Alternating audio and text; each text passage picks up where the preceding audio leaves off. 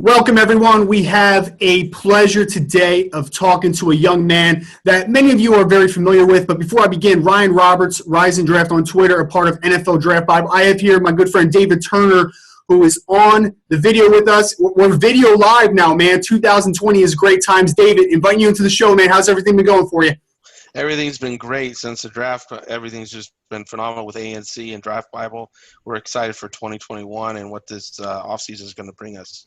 Absolutely. And for you that haven't caught the update here, David's working directly with the ANC, the American National Combines, to bring opportunity to young men, because we know that this 2020 draft cycle was tough for a lot of young men that weren't able to get the measurements, the measurables, meet with the teams.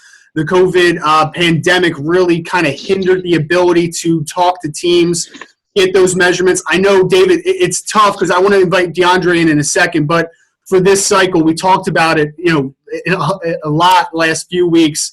The tough part of kids being able to get that fair shake. ANC, real quick, just fill us in on what their intent is, what they're trying to do, and provide for the NFL teams, CFL teams, every professional league. I'm so excited to partner with ANC. Just to be clear, in this time and day and age right now, like you said, with the pandemic, so many young men got overlooked because they didn't have verifiable measurables. They didn't have a 40 or a hand and an arm that they could compare. The teams can compare to other draft picks and stuff. So unheard of this year. We only saw like 7 FCS players drafted in the NFL from the draft at all. Obviously, no mini camps, no rookie camps. You couldn't bring in players to get that opportunity to show what they could do in comparison to other people. So with ANC giving these young men those opportunities to highlight and showcase their talents, verify their numbers, it's really an honor to give these kids, these young men that have been playing football since 8 years old, an opportunity to now hopefully cultivate what they need to finish their resume to become an NFL or CFL player. Absolutely, and we have a few combine locations. I'm going to be down in Baltimore, St. Louis. We're talking to a young man that's going to be in Atlanta for this ANC Combine. We're talking to Deondre Francois, who is former Florida State Hampton quarterback. I know you were at the Hula Bowl, I believe, right, Deondre? How's everything going for you, man? Everything is going pretty good. Yeah, I went to the Hula Bowl. That was a great experience. After the Hula Bowl, I went back to Daytona to finish up training with Coach Shaw. And then shortly after that, COVID-19 had hit pretty bad. So everything's been on pause since then. So I've just been working out everywhere I can. Mm. And I know, we talked about it already, but it was a tough situation. I know, though, for someone like you that is probably taken this process and really ran with it the best of your ability. I know it's a tough situation. How do you feel that you were able to navigate the situation? Obviously, it's continuing to go with you going down to ANC and really getting those numbers and trying to get that opportunity. But how do you think that you were able to really navigate this tough process so far? I pretty much navigated it well. Just playing the hand that I'm dealt, like it's the hand that I wanted the whole time. And in other words, just controlling what I can control in this situation.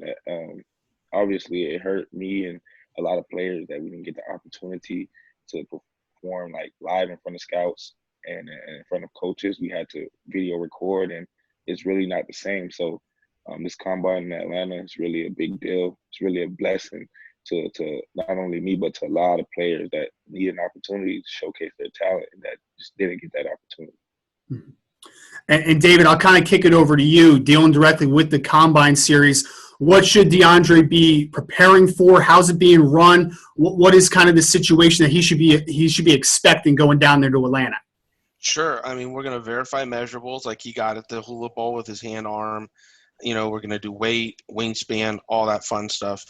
And then we'll be able to take him to the field, and he has the opportunity to run a 40, 3-cone, and we're going to do a broad jump. Trying to just show what kind of shape he's in as he goes through the workout. Then we'll be filming the whole workout where he'll be doing some throwing drills with positional, just quarterbacks, as well as then taking it to, throwing to the skill position guys and showing the NFL team that A, he's in shape, B, he's got the arm talent to be in a camp when they open up, and see that he's handling this opportunity and maximizing his ability to really, like he said, control what he can control, show up, perform, and give the NFL the final piece to his resume. And we are looking to, we've invited every NFL team, we've invited every CFL team.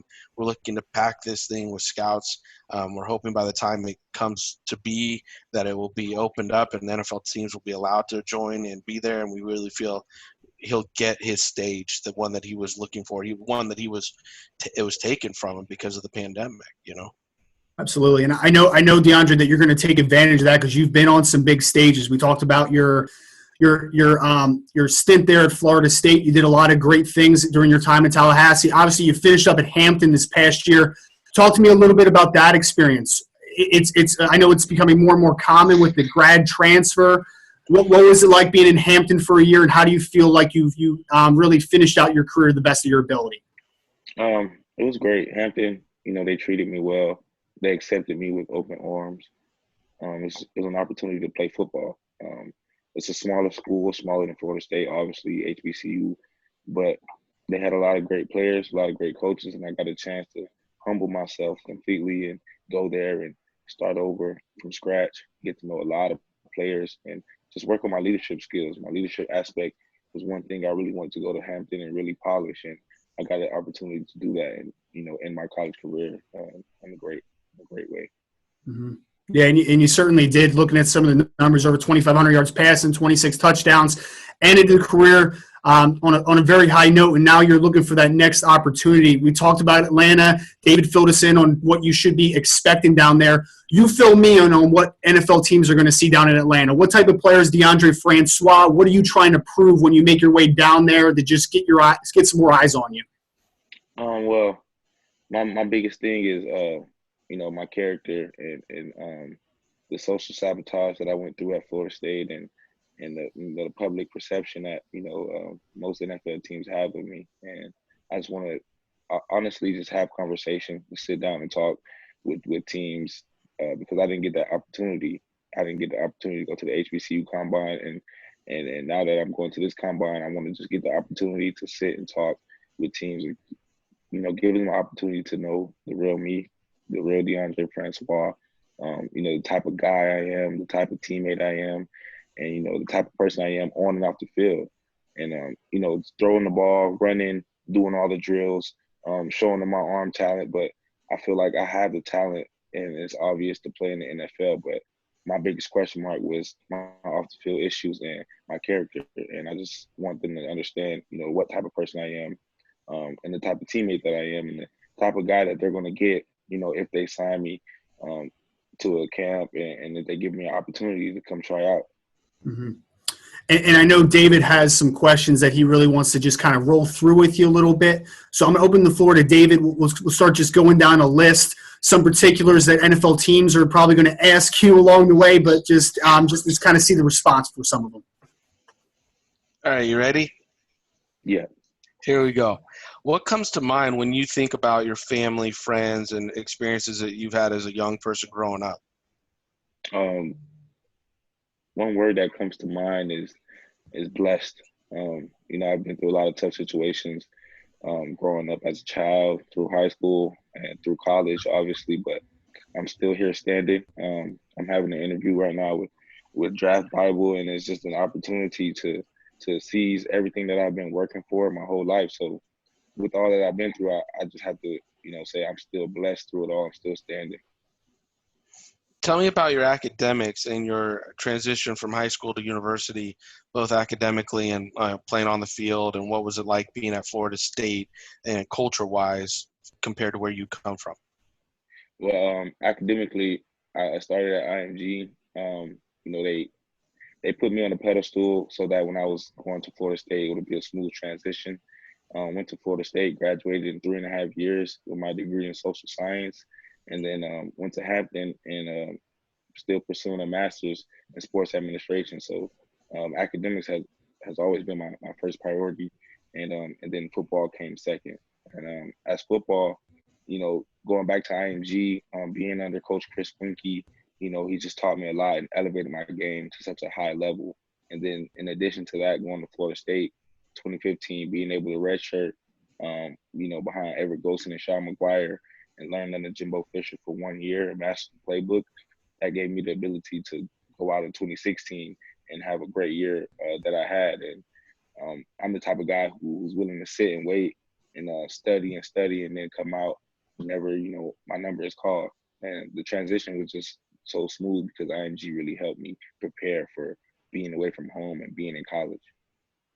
That's great. That's an experience that obviously a lot of young men don't get. So that sounds like an advantage you had at very, very early ages, but you took advantage of it and maximized it. So that's awesome. Getting into your GPA, you said you're in the process of gaining a master's. Where's that process at right now? I'm in the 2-year program. So I just finished my first semester and got about a semester and a half or 3 semesters left.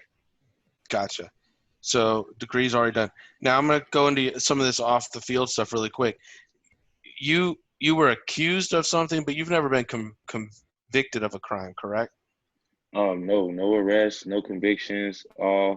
Everything that I've been through at Florida State was all social media. It was all clickbait. It was all Deondre Francois, quarterback, Florida State, prestigious university. Let's post something. Let's send it to TMZ and let's see how many clicks we can get. I've never been arrested, never been suspended a game during the season, never missed a game because of any off the field issues. I've always been, a stand-up guy. I've just been in so many unfortunate situations to where I got taken advantage of. And I feel like because of those situations, I've matured completely. Like, my life is in such a different place than it was before. And I got a chance to really make mistakes and learn from those mistakes.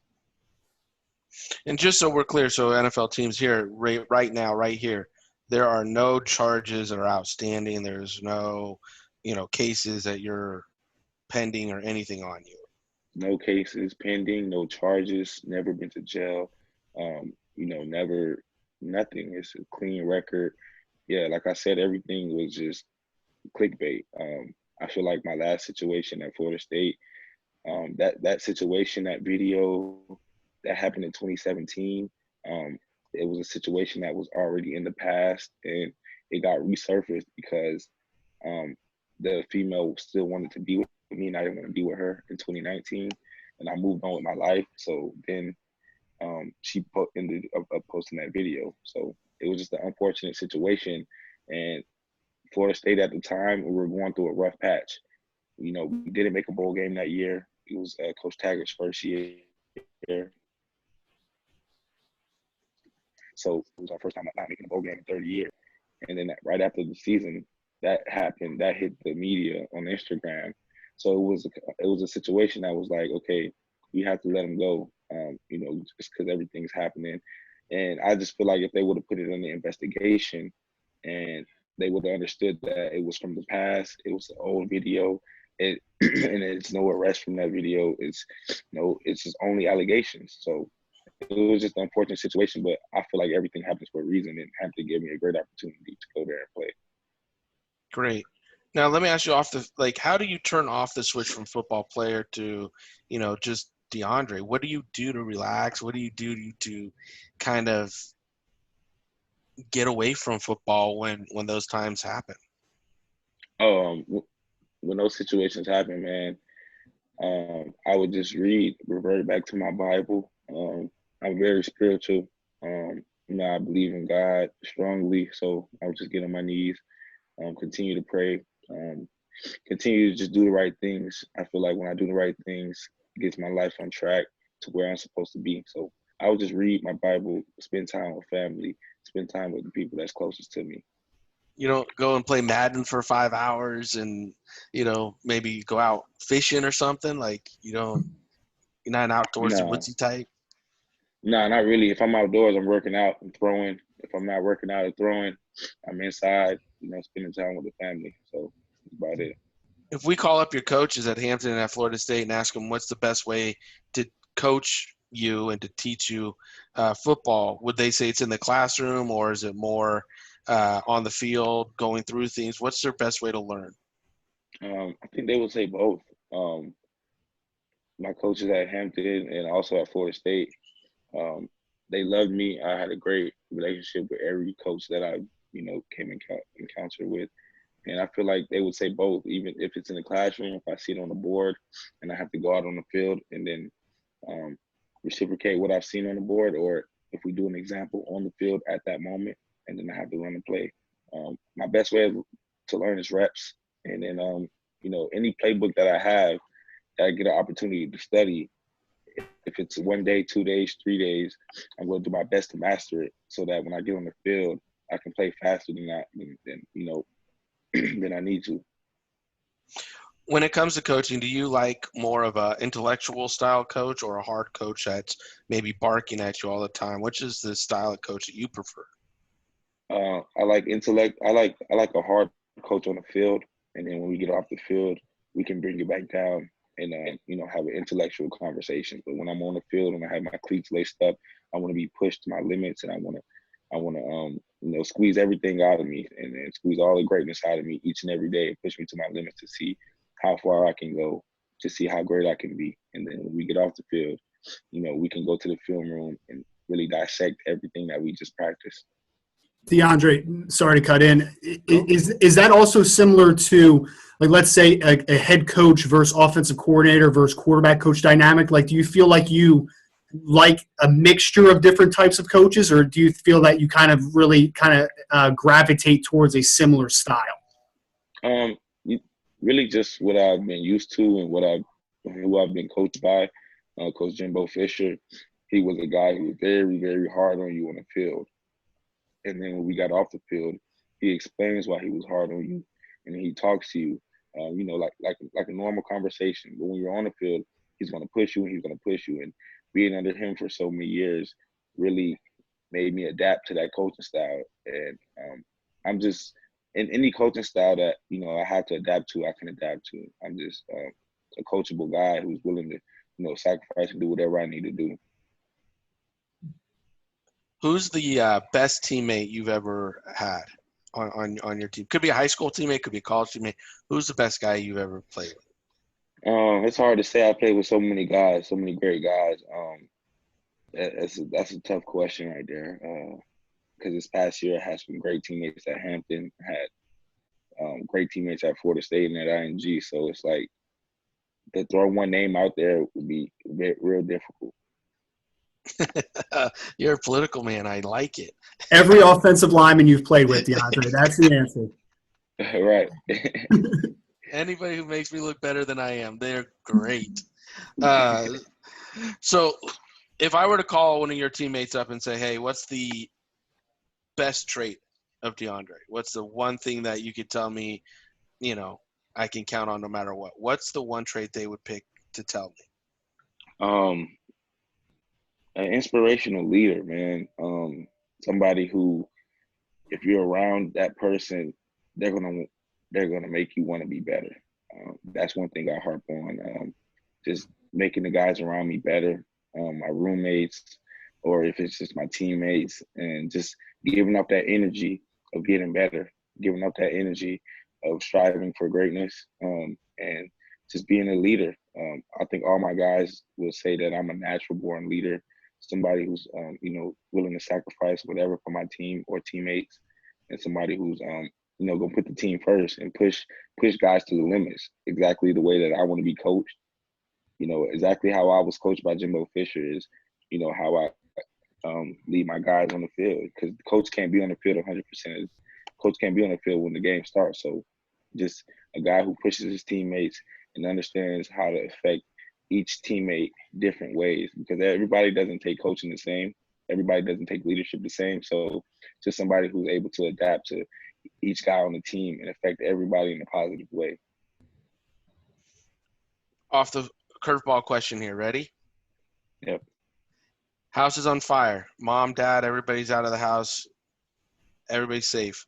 A fireman looks at you and says, you can run in that house and get one thing. What are you running into the burning building to save in the family home? Probably my Bible, because my Bible or family pictures. But that's about it. Everything else can go. Great answers. I thank you for your answers and everything you were very candid about here today. It's awesome to get to know you like this. I saw you at the Hula Bowl. I was there, and I was able to watch you on the field and perform. So to get the time to sit and talk to you like this, I really appreciate your time. Thank you. No problem. Appreciate y'all taking the time to interview me and getting me out there to the Combine in Atlanta. This is a blessing more than y'all will ever know. I just appreciate the opportunity. Absolutely, Deondre. And kind of wrapping it up here for NFL Draft Bible, covering ANC Atlanta attendee, Deondre Francois, former Florida State Hampton University quarterback, along with David Turner here. Kind of just real quick, Deondre, parting shot for you, maybe some thank yous. What should we look forward from you in the future so everyone doesn't forget about how talented of a football player in person Deondre Francois is? I don't know what the future holds, but I know one thing, that any opportunity I get to showcase my talent, showcase my leadership skills, and the character that I have and the type of guy that I am, I will take full advantage of it. This is a tough time right now with COVID-19, and there's thousands of guys out there who have talent to play in the NFL but didn't get the opportunity. So I'm just taking everything that I can, controlling what I can control, and thank you to everybody out there who is praying for me, who believes in me, and who knows what type of guy that I really am. And I'm just thankful for this opportunity. I appreciate it. Absolutely, man. Again, we're signing off here. Again, Ryan Roberts, David Turner interviewing former quarterback at Hampton University, Deondre Francois. Make sure to keep an eye out for him down in Atlanta at the ANC Combine, and keep up to date on everything he's going to be doing in the future. He's going to do great things. Deondre, thanks again, man. We're out. We're good to go. Thank you guys so much. Thanks, Deondre.